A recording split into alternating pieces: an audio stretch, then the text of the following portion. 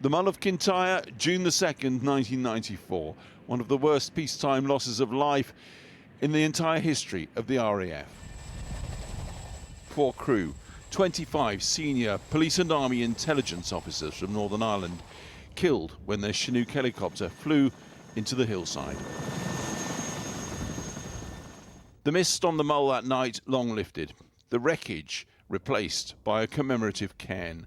But the families of those killed still lack answers to the key questions and sense an entrenched cover-up by the Ministry of Defence.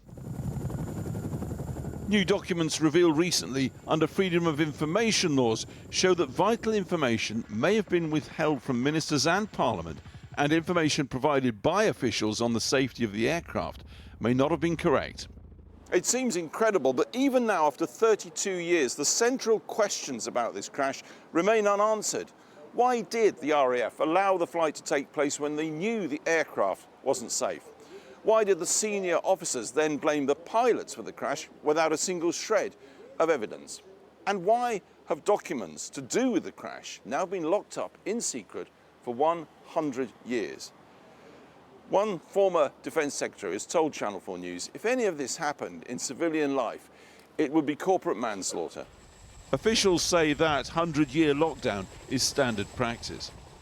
The politician who finally cleared the pilots' names, wrongly blamed by senior officers for the crash, and 16 years on, was Liam Fox, then Defence Secretary.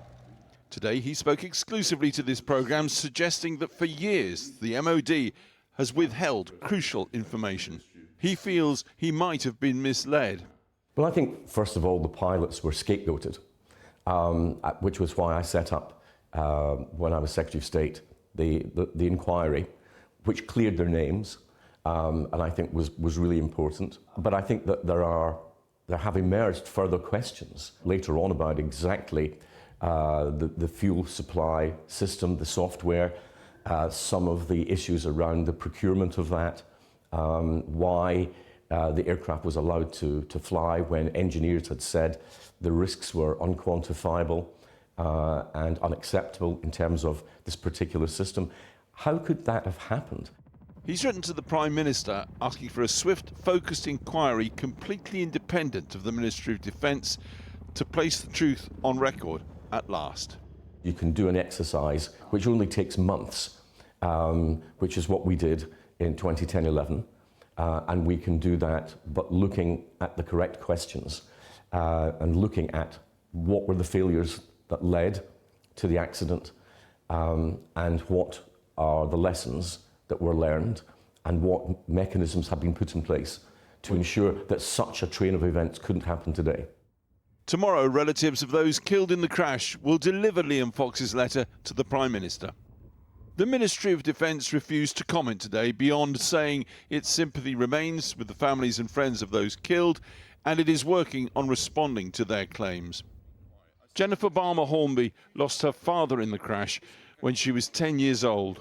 We want an independent judge-led inquiry that's completely untouched by the MOD, because they are still peddling their view that's entirely at odds with our own, and we have an absolute mountain of evidence to say that the aircraft wasn't airworthy.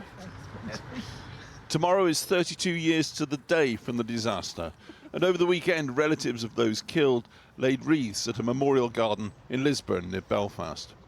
The crash was a week before my 10th birthday, and I was very close with my father. I absolutely idolised him, and my world ended on that day. And I'll always obviously mourn the relationship I never got to have with him as an adult, mourn the life that should have been. And again, it's so hard to have to fight as well as having to have dealt with that trauma over the last 3+ decades. And I just really hope that someone does the right thing. For her, as for so many, a life-changing burden made all the heavier by what they insist is cover-up and secrecy.